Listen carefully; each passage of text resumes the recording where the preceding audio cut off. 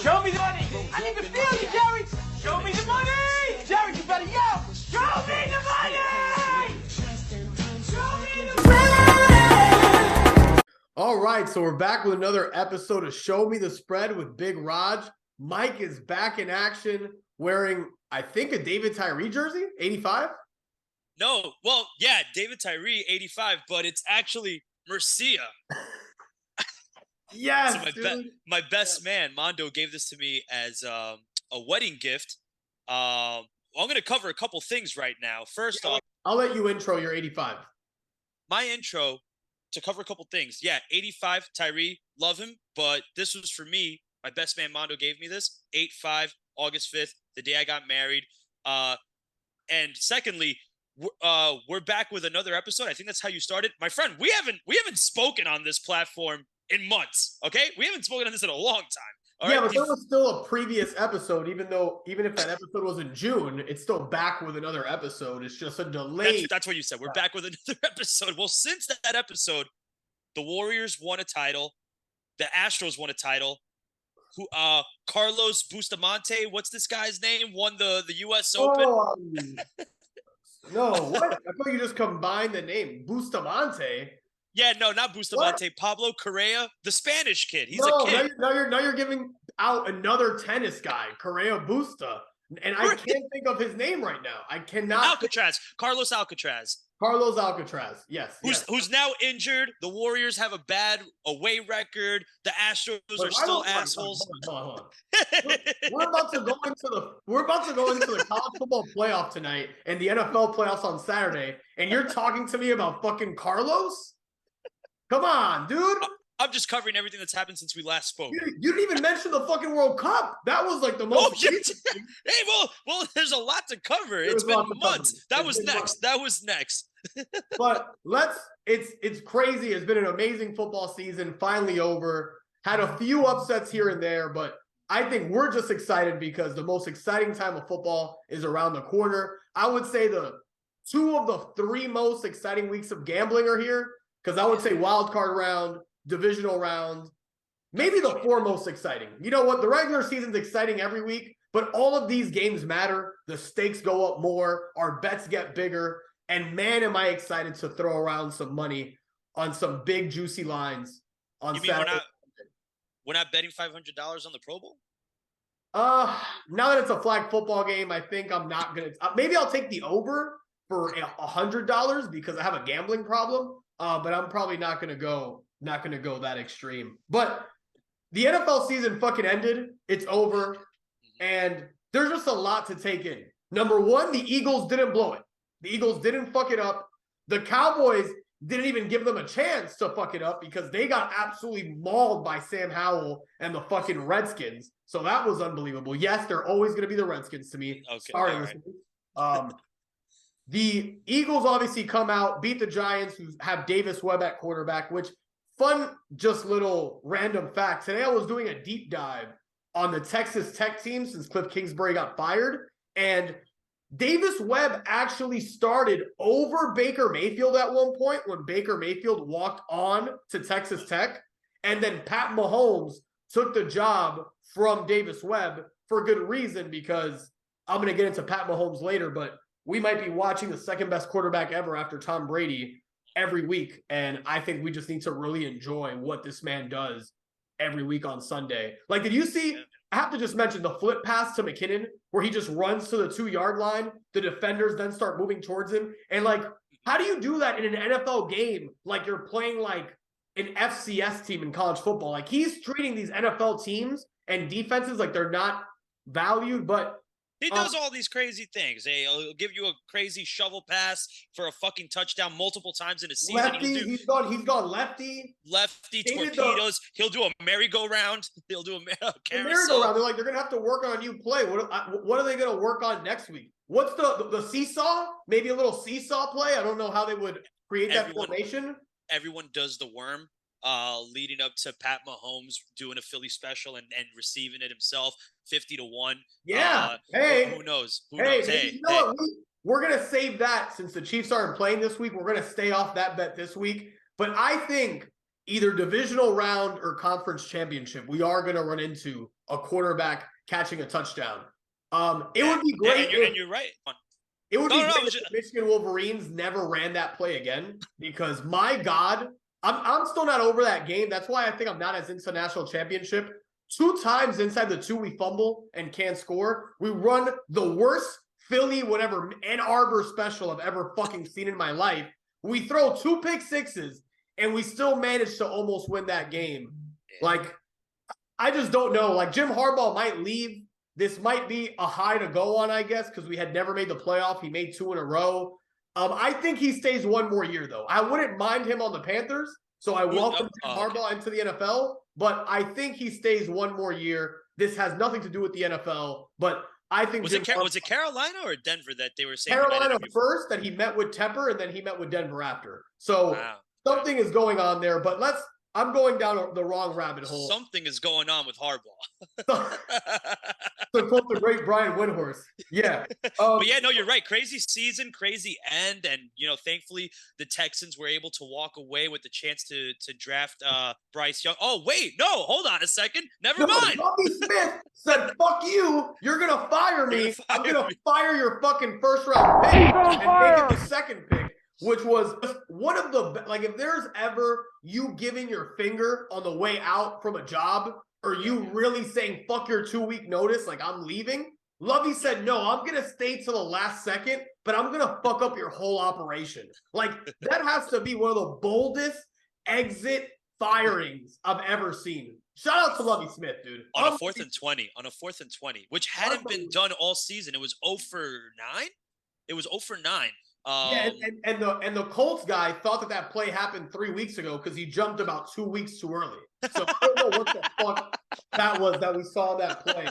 But I guess if we're going to talk about that, because I want to go more into the playoffs, but I guess I could pose this question now. What's going to be interesting is, do the Bears keep Justin Fields and trade the first pick to move back a few spots? Because they got a lot of holes on that team. Or do they draft Bryce Young or CJ Stroud, whoever they like, and trade Justin Fields?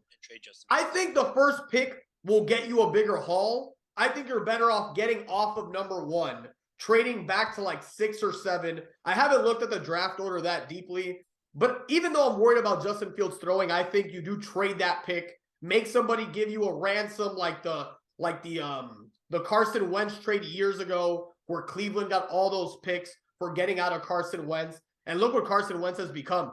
It's just these picks are too hit or miss. At least Justin Fields has something. See if you could develop his passing.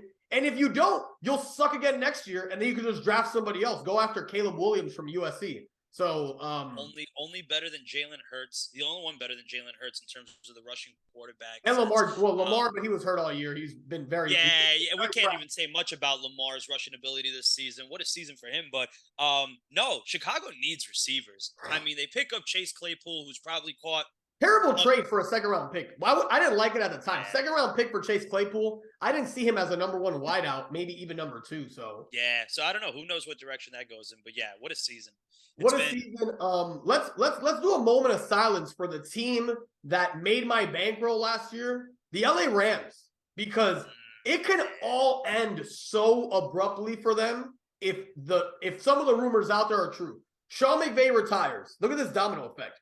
Aaron Donald probably then retires. Too, yeah. Matt Stafford probably gets cut for $57 million to get that money off the books.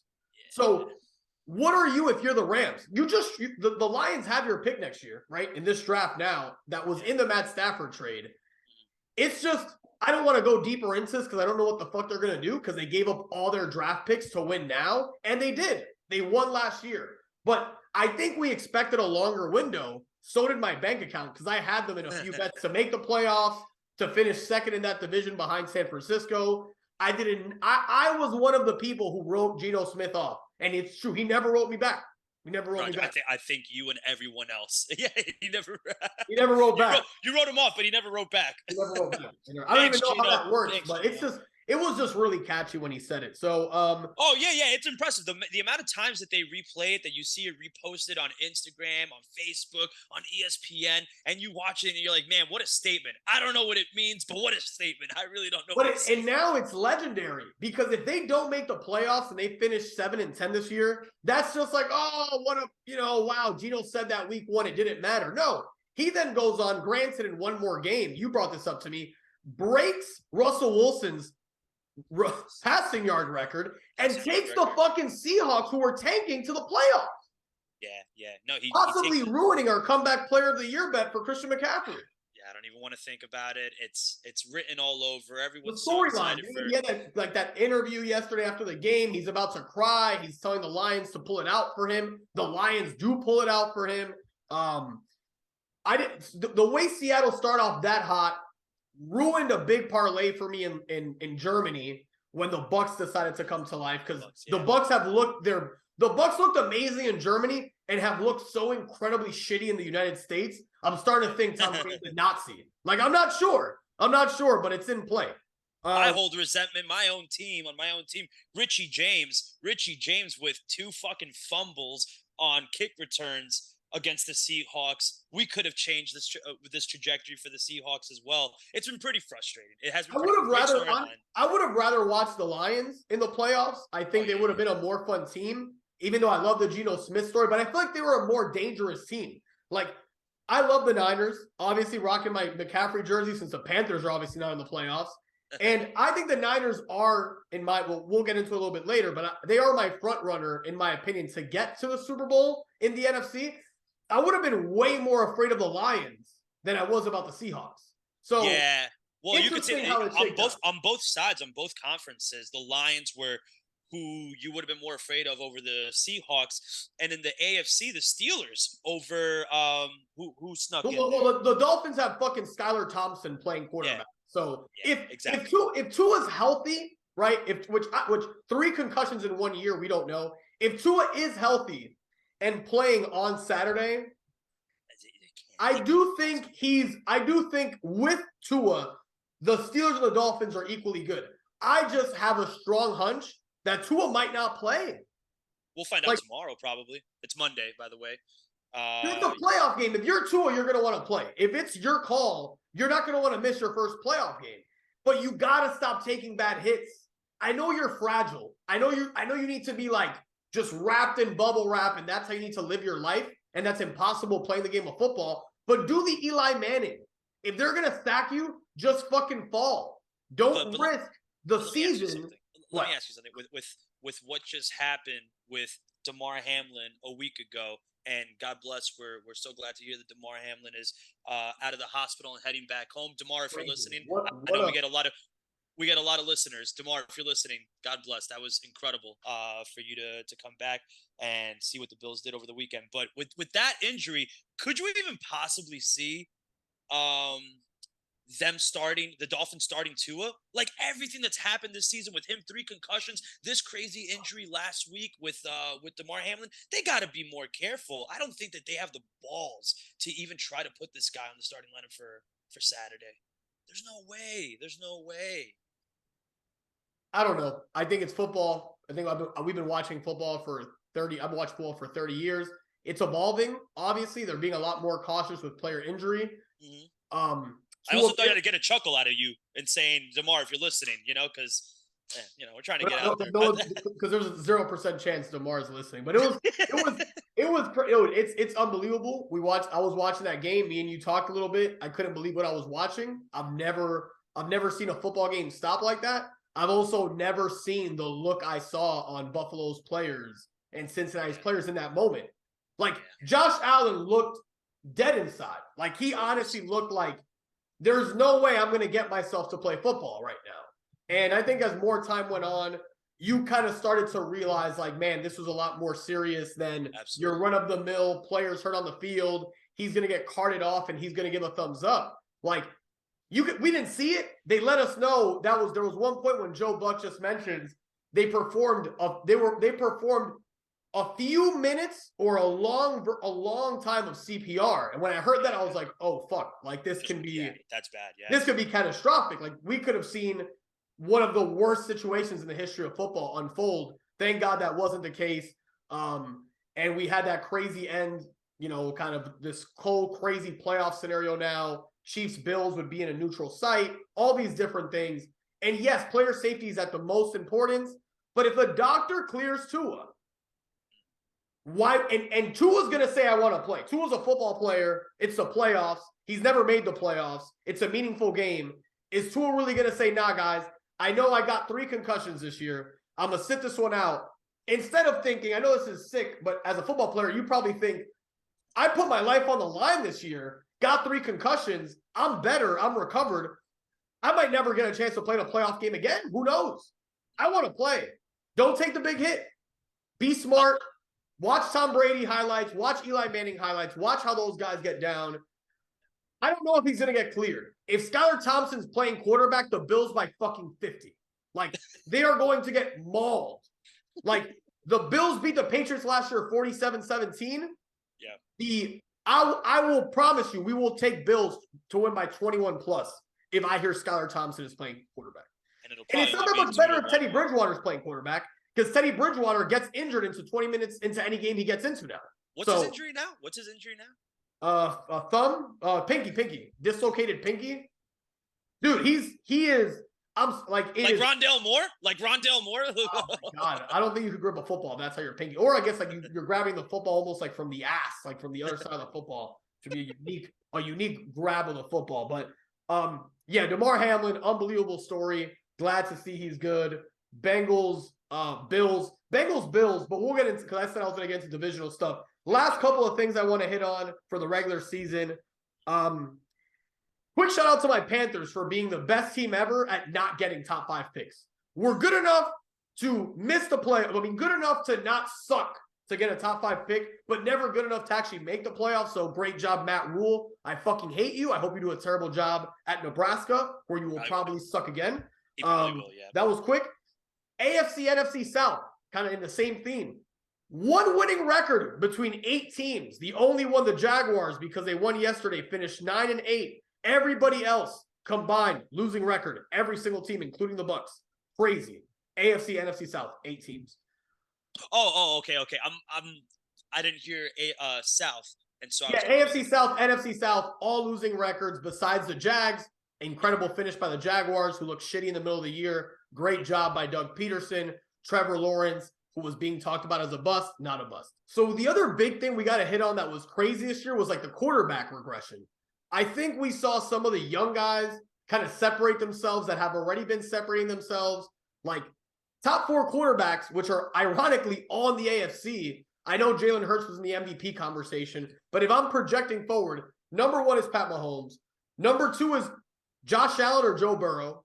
And to me, number 4 is Justin Herbert. Those top 4 quarterbacks to me in the NFL. If I had to pick number 5, I might take Lamar, but I don't know based on now he's hurt every year. That was my number 5. The guy has an MVP. He's one of the best runners I've ever seen at the quarterback position. But what happened? Like the older guys finally fell off. Brady wasn't the same this year. Rodgers against Detroit, you just saw him. He's missing throws. He's not the guy that we saw win the MVP last year, and we saw him suck to start the year. Granted, there was moves. Christian Watson took long to come on. Maybe they should have ran the ball more, but the greatness of Aaron Rodgers is over. We saw the corpse of Matt Ryan just combust. Derek Carr lost his job 2 weeks ago and basically lost me my Raiders over 8.5. Him and Josh McDaniels worked together as a tandem to fuck me, which I'm not normally into. 8.5 wins. What? Kirk Cousins, I was going to say. Kirk Cousins, but at least he fucking won some games, right? And he had iconic comebacks. But yes, Kirk Cousins. See, Kirk Cousins didn't surprise me because Kirk Cousins, you know? Kirk Cousins, exactly. Like he was himself. He's the same. He's the same. Dak Prescott, regression. Yeah. Just a lot of guys who were in that middle pack. Baker Mayfield, fuck you, awful. Had to win that one Rams game, but he was a disaster. Sam Darnold. Even Stafford before he got hurt. He obviously had that elbow injury coming into the season, didn't look the same. It's really, there's a big gap between the top 5 or 6 guys. Kyler Murray, 4-13. all the sideline situations with Cliff Kingsbury. Just a weird year for the quarterback position. And I think more than ever, having one of these elite guys makes a huge difference, unless you're the 49ers and you have a 7th-round pick who's just going to fall right in line. So I don't know if that's Kyle Shanahan, the skill players, but Brock Purdy, I guess, has been the one. I was just going to say, here. Are you not going to put Brock Purdy in your top 5? I don't think so. But what another shout out too that I got to give for a guy that was pleasantly surprising was Daniel Jones. Maybe it's Brian Daboll, but Kenny Galladay's first touchdown was the one that fucked us on a parlay yesterday, where he finally decides to score at the most irrelevant time possible. But just a really strange year for quarterback play in the NFL. The new guard is in. The old guard is kind of leaving. And that middle guard of those 50-50 guys, Ryan Tannehill is another good example. These guys just don't look the same anymore. And I think we're seeing a shift in the quarterback position in the landscape of the NFL. Yeah, I definitely agree. And especially with Rodgers, guy's about to turn 40 years old. And as much as he puts the blame on the receivers, like the amount of times that he kept talking about them in training camp at the start of the season, Christian Watson a couple of weeks ago where he had that one play where he wasn't ready, didn't turn around, and Rodgers just focusing the attention on him. There's so many times that we've seen him just make some terrible, terrible fucking passes where it's like, I don't know if it's really your receivers. I granted you lost Devontae Adams, but you really haven't looked good. They started getting hot toward the end of the season, but I mean, just last night too against the Lions, some really, like, you couldn't convert, couldn't get points in the end zone 3 times last night, and that's the name of the game for getting you out of the playoffs. Yeah, the same with Brady at the start of the year. I don't know what to make of him toward the end now with that 3 touchdown game to we've talked about what that meant. The Panthers had 3rd, 4th, and 5th string cornerbacks playing, and they decided, oh yeah, let's leave CJ Henderson one-on-one on Mike Evans. There was one play where it looked like CJ Henderson forgot he was guarding Mike Evans, even though he was guarding him. Like, he just stopped running. He was like, wait, it's like he almost heard an inadvertent whistle or he's fucking going crazy. But yeah, Brady wasn't good this year. Brady wasn't good this year. He wasn't. Yeah. And he has good players. Chris Godwin's still good. Julio Jones still made some impressive catches in some of those weird, shitty comebacks that the Bucs had. So he had the players. The offensive line wasn't as good as last year, but it also wasn't terrible. He's just 45, was going through a divorce, and I think we're seeing a decline. He's fucking 45. That's what happened. That's true. I totally agree with your top 5. I don't know where I would put Jalen Hurts in the midst of all that, but you have to be impressed with what he did throughout the first 13, 14 weeks of this season, where he takes the Eagles as far as he does, 13-1, gets injured, and since coming back from injury, I don't know what to make of that game against the Giants. It's one game. I'm not worried yet either. We'll see what happens in the playoffs. Hopefully he shakes off that rust and he comes out looking clean.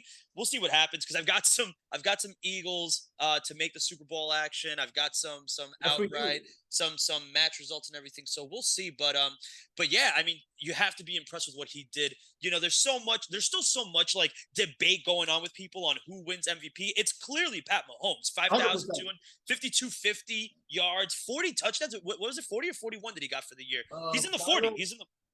I know he at least got to 40. I forget what he finished with. He was second. He got to 40, and the argument is that look what Jalen Hurts did with like 800 rushing yards, 13 touchdowns. Impressive. Yes, absolutely impressive, but you cannot take away what Mahomes did this season. Like, that is just 41, outright. 41 touchdowns. 41, and that is without Tyreek Hill and with Travis Kelce not scoring in 7 weeks. I think the craziest part is that it was his highest, even though it's only by 1%, it was his highest completion percentage of his career with 67%. So even adding that, even though that's not by that much, the last 2 years he was 66.3, but you have a guy who slings the ball in tight windows and he'll force plays, sometimes to his deficit. You know, sometimes that turns into turnovers, but I don't think there's a more talented guy playing quarterback in the NFL. And I would also say that in my lifetime after Tom Brady, that's the second best quarterback I've ever seen. And there's no argument. So referencing Mahomes, one of the most frustrating but funny things about them this season is that they don't cover. They absolutely do not cover. They don't He believe doesn't care. He doesn't care about our bets. He doesn't He care. does not care about our bets. And we learned that by like week 5. I'm not going to take them. Maybe I'll take them in a teaser or just money line, but there's no point in taking their 14-point spread because they'll keep these games close. They take their foot off the gas. And then once someone like the Broncos or the Cardinals are starting to get close, it's tied at half. They're down. The Chiefs are down in the third quarter. He just pulls this magic out of his ass, and it's unbelievable. It's MVP quality, where then he says, God, I can't take a fucking break tonight. I guess we're going to have to go all out. Travis, get ready. I'm throwing a fucking deep bomb to you. Fucking Mecole Hardman, get ready. You're about to score your fucking second touchdown of the night. Kadarius Toney, Russian. It's unbelievable. It's unbelievable. But yeah, no, they're an incredible team. Mecole Hardman was out a lot of the year. Man, what they've been able to accomplish by losing some of these guys and they're still going at the same place, losing Tyreek Hill, Juju missed a bunch of games middle of the year, Mecole Hardman missed games. But he even boosted Juju too. Clyde Edwards-Helaire, done for the season. And then it doesn't matter. They got Isaiah Pacheco. By the way, Rutgers guy. All right, let's talk about that. Jerick McKinnon finally back. Jerick McKinnon, which now he's getting the hype again. That guy got the fourth or fifth highest deal for a running back at the time when the Niners picked him up when he left Minnesota because of this exact explosiveness. Injuries have killed his career, but this guy right now is almost like a Darren Sproles. He's unbelievable out of the backfield. They use him 7-8 receptions a game. Linebackers can't cover him. And Kansas City, let's talk about this. We'll transition to this a little bit. The Bills kind of live up to the hype this year, I would say. They had some games that we were unimpressed by, but they finished 12-4, right? Because the one game didn't count. So they finished 12-4. Chiefs were 13-4. If I'm saying the records correctly. Yeah. Won't that be insane that we might have the first ever AFC championship game at a neutral site? Possibly. Chiefs, Bills. And the game that will get us to that point, possibly, could be Chiefs, Chargers, Mahomes versus Herbert for the third time and for the 7th time in 3 seasons. And Burrow, Allen, Bills, Bengals, emotional fucking game. Yeah. Just 7 days ago. And now we might in 2 weeks see those two teams have to take the field to go up against each other again. And just what a storyline that is for the NFL. And that might have weighed into the NFL deciding to replay this game. Because you replay this game, and now they have to play again in 2 weeks. Does it take away from it? I don't know. But unbelievable to just see how the AFC playoffs might shake out. Yeah, I mean, considering how the Bengals reacted to the coin flip game with the Ravens, the potential coin flip game, it ended up not really mattering. But the way they reacted to it, they voted no on it, and Joe Mixon's celebration with the coin toss. I mean, there's just so much that just kind of goes to show that I think emotion-wise they'll be able to separate the emotions. They're obviously they'll do their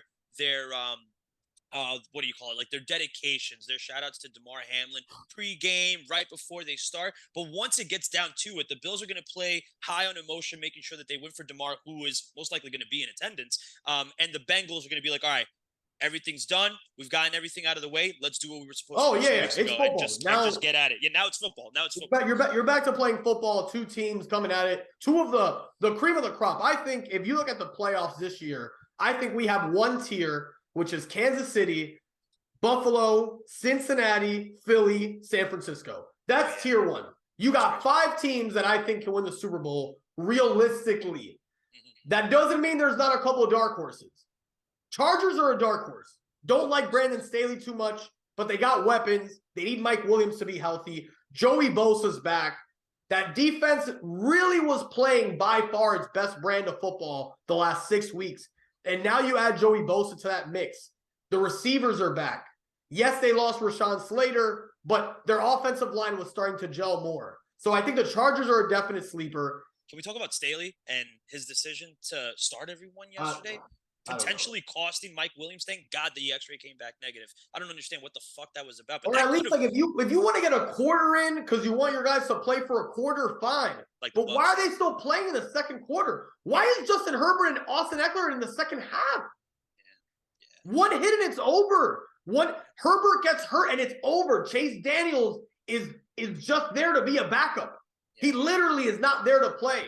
He's like that one guy, like Varsity Blues, when that guy had to come in the game. Mox, I forgot his fucking last name in the movie. He ends up being great, but he's like looking at the playbook, like he's like, wait, what are we running here? Like Daniel can't play in an NFL game and expect to do anything productive.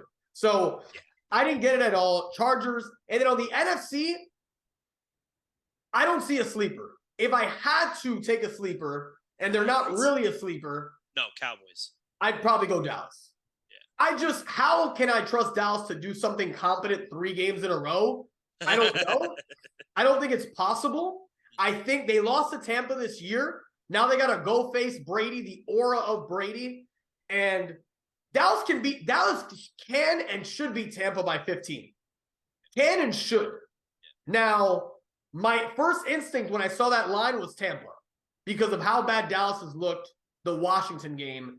But am I overreacting to the Washington game the way I did leading into Dallas, Minnesota, when Dallas absolutely fucking massacred Minnesota? Yeah. So is Dallas at least the type of team that they're going to show up this week, handle business against Tampa, get their third shot at Philly because they really want that game, and then now you got a divisional rivalry. Dallas gets past them. Now you're facing maybe Brock Purdy, third-string quarterback. Unbelievable rivalry, Dallas versus San Francisco. I would say Dak versus Purdy is a little different than Steve Young versus Troy Aikman, but still an unbelievable quarterback matchup that we'll have, and an unbelievable game, I think, because of the fan bases. But I think in the NFC, it's going to be relatively chalk, and we're going to get Philly versus San Francisco. In the AFC, I think we might be in store for a few more surprises. I'm with you on Philly Niners. The dark horses, I don't see who's going to get there. I don't see who's going to pull it off. Even as a Giants fan, best believe I'm going to take the Giants to beat the Vikings. Which I think you guys will be the better coach team. Brian Daboll has been unbelievable this year. Bill Simmons went ham on Daboll even maybe being the coach of the year, which I don't think is insane, but I do think he did a lot with a little this year. He did a lot with nothing. It's unbelievable. With nothing, yeah. With a defense that really did start playing some good ball towards the end of the year. Saquon Barkley obviously did have a comeback season, and Daniel Jones was coached perfectly. They made sure he was doing what he did well to make sure that he broke out. So huge shout out to the Giants. Shout out to Boz because I made fun of him for taking over 7 wins for the Giants. And that ended up working out for him. Pretty early in the season. And you got to give a shout out to the Jags. Jags coming through. Trevor Lawrence showing you he's not a bust. There was a point this year when everyone after week 6 was like, oh, Justin Fields, absolutely you're taking him over Trevor Lawrence. Or last year when people were fucking signing up for Mac Jones as maybe the best quarterback in that draft. And I think now we've resettled on Trevor Lawrence is the best QB in that draft. And now we have a lot of question marks. Fields is incredibly skilled. Trey Lance, we just haven't seen him play enough football. And I'm kind of with Bill Simmons on Mac Jones. We haven't seen him play any football. We haven't seen Trey Lance play He barely even saw him fucking play at North Dakota State. He only played 13, 14 games there. So he's an interesting situation. Now you got Brock Purdy. So I don't know, man. The NFL quarterback shuffle that we're going to see this year is going to be crazy. But it's good to see Giants and Jaguars, definitely the 2 teams with the lowest win total projections going into the season to get into the dance this year. And they're both in a position to possibly get out of round 1. So top teams are succeeding. We got Philly and Niners. Absolutely 100% for the NFC Championship. That's what I like. AFC. Who do we think? Because this is going to be a tough one. I think my gut is telling me to go chalk there too, which doesn't often happen, and go Bills Chiefs and get you the regular slate. But for some reason, I don't know why. Maybe because I have some money on it. I see there's some possibilities here. If they are 100%, can I guess? And we got Mike Williams. You can guess. I think I gave it away. It would have So to you're be. gonna go It's either Bills Chiefs, Bills Chargers, or Chiefs Bengals are the 3 games that you can get, in my opinion. I don't think the Jags are going to win 2 games. Bills, Chargers.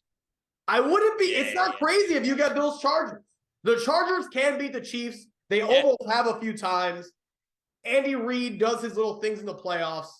I'm so excited for the AFC Championship games. I mean, the AFC divisional round. Like, excited. Even if the Jacksonville pulls off the upset, I won't be thrilled, but I think it'll be a good game. The AFC playoffs are going to be unbelievable. Yeah. The NFC is more of a dumpster fire. Like, we have the Jalen Hurts Eagles, and we have the Brock Purdy CMC. Debo's back. That defense is unbelievable. We got that 49ers team that's really going. Fire. Yeah.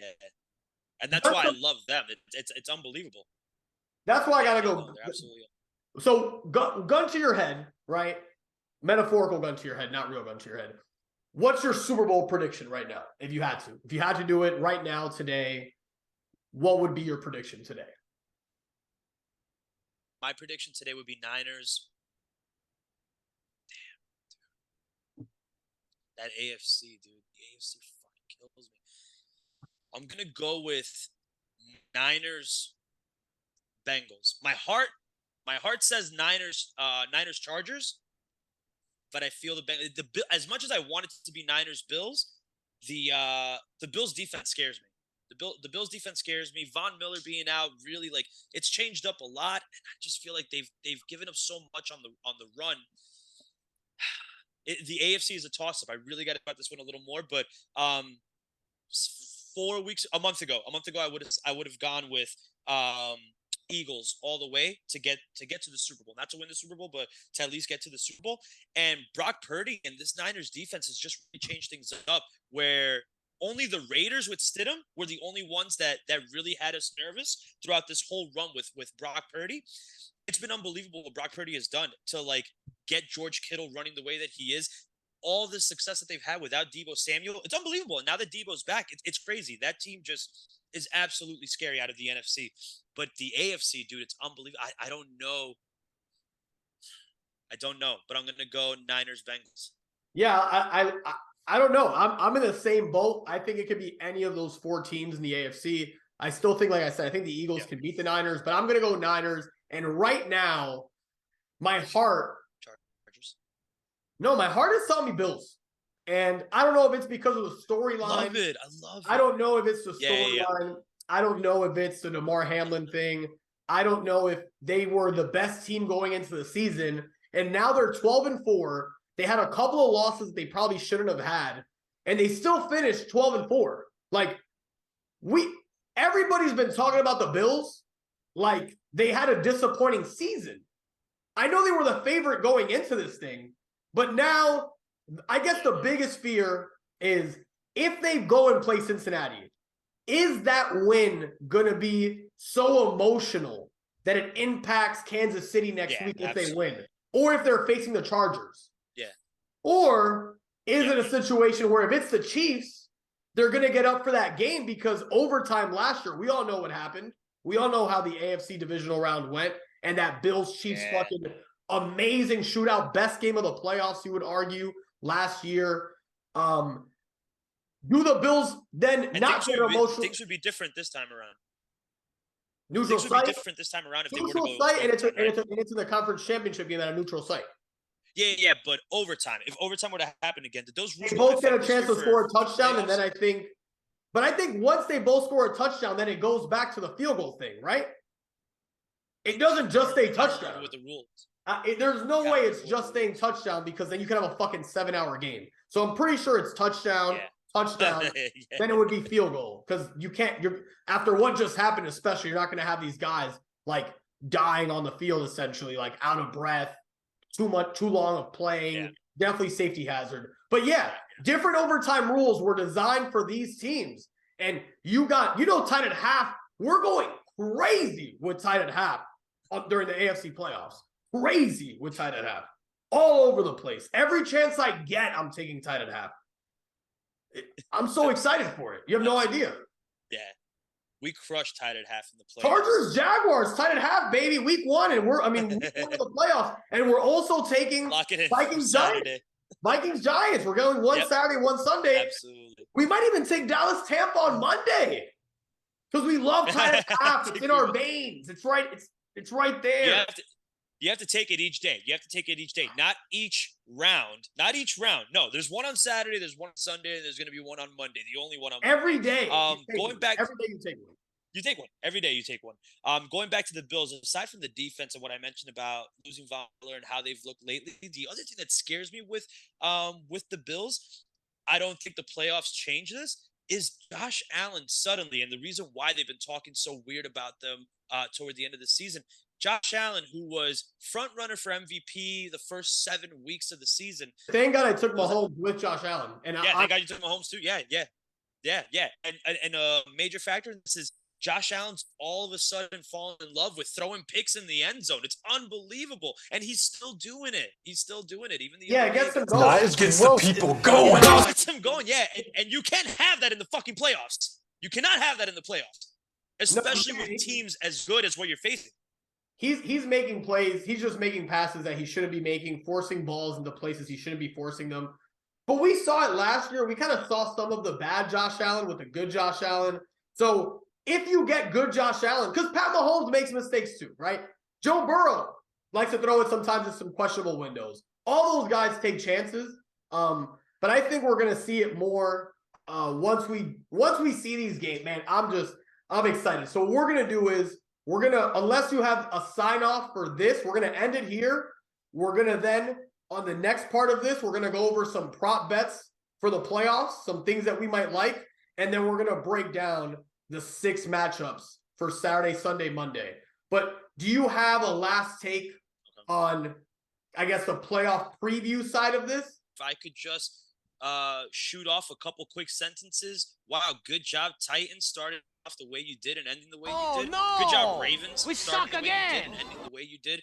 That's Raiders, what a fucking disappointment. Yeah, what a fucking Raiders, disappointment. 5 double-digit losses blown in the second half. First time in NFL history. Continue. You suck. Washington, how does it feel to suck in our division, huh? Oh, no. Let's see here. Rams. We suck again. Kyler Murray, Cardinals. Stop playing Call of Duty. Lions. Too little, too late, huh, my friends? Aaron Rodgers, my God. Panthers. Too late also. Really fucking broke my heart. And my friend's heart. Yeah. You broke my heart, Panthers. You really, really did. We jumped on, well, you had them from the beginning, but I jumped on Panthers to win the division when they were, 28-1. It was looking real promising. DJ Moore with the helmet. All they had to do was, they were up 10 double digits against Tampa, but J.C. Horn got hurt, and I told you, when J.C. Horn went hurt, that kind of fucked us, man, because we were so dependent on him. He was so good for us this year, and that rest of that. And that was what, week 1, week 2? J.C. Horn? What was that, week 2? No, J.C. Horn got hurt week 2 in 2021. He got injured week 15. Last year, yeah. He got injured the game before Tampa. We signed Josh Norman out of a coffee shop. I don't like coffee. It's a vassal constrictor. Like, that's crazy. The motherfucker was making coffee beans, man. Because it was a barista and went back to playing quarterback. How did we miss this? I don't know how this didn't come up once in our entire. We talked about Matt Ryan, okay, before we even talked about this. Russell Hustle and Bustle. I mean, wow. No, it's because this is why. It's because we talked about Russell Wilson sucking so much for 8 weeks that now, since he's had 3 confident weeks, the last to close out the year, I think finally, I was worried, but I think the way he finished the year, Ciara might actually not leave him for future. Mask on, fuck it, mask on. We can't say that for sure. We can't say that for sure. Fucking kumbaya prayers. Would you rate that the worst trade of all time in all sports? In a vacuum, after what I've seen after 1 year, and the fact that his head coach got fired in his first season, and the assets they gave up, the fact that his team made the playoffs. Yeah. I would say maybe not worst trade ever yet. Worst result after 1 year for a trade ever. Like 1 year into the deal, that cost I that can't much. think of this looking That worse. cost that. Like how does I don't know how this could look worse. Honestly, I don't know. You fire your first year coach, a guy who like a lot of people had projected coach of the year at the start of this season. All right, he's fired, and you can't do anything about Russell Wilson because of how much you're paying for him, how much you gave up for him. But at the end of the day, you're right. You ended the season looking promising, so maybe Denver is feeling good about. Oh, okay, all right. Let's see how this looks next. I don't year. think Russell. Listen, And apparently, his teammates love him. Apparently, his teammates do love him. We were not given that picture from everyone. yeah, but he but seems now like they're he's saying a that nice they absolutely- guy. He's a nice guy. You could tell he's a good. He looks like a good dude. He looks like corny, but he seems like a good dude. You know, he's not out here like being a dick. I just think that he sucks. Like he's not good at playing quarterback anymore. He doesn't run. He doesn't like. I don't know what he does well anymore. So yeah, What would you rate worse? What would you rate worse? That trade, or based on what you've seen these last 6 weeks, Rudy Gobert. Deshaun Watson going. Oh, No, well, besides Rudy Gobert. Rudy Gobert. we're talking football. Okay, well, there's Rudy Gobert. That's all sports. Sticking to this sport, football, the Deshaun Watson trade and what we saw from him the last. I'd rather if I'm talking about this non-morally, I'd rather have Deshaun Watson. Okay, all right. Who do I Yeah, want? yeah. Who would I like at my family party? Probably Russell Wilson, right? Because I don't know what Deshaun's going to do there. Yeah, well, I do not you want can do a lot of Deshaun near my- rosaries. At I the don't, family. I don't not want Deshaun Watson near my party, right? Russell Wilson, he's invited. He's probably going to bring some stuff. He might bring like a nice bottle of scotch. But moving forward at quarterback, do I want the 27-year-old guy, Deshaun Watson, who still might have 10 years left, or the guy Russell Wilson, who looks like he's scared to run the ball now? And he's not even that accurate. Yeah. Yeah, No, I'm you're gonna right. I'm gonna go Deshaun. So we're gonna cut it here. We're gonna pick this up.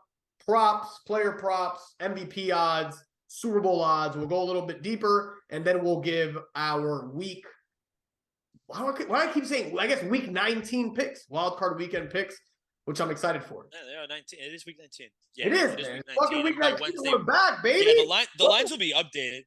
I think the lines will be updated by Wednesday because we might get some announcements tomorrow. So we'll see.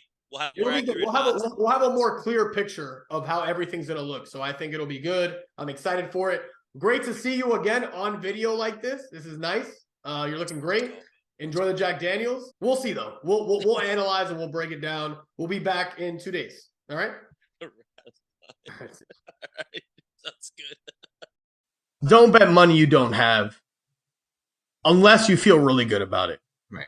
Then maybe it's okay. That's good life advice, Raj.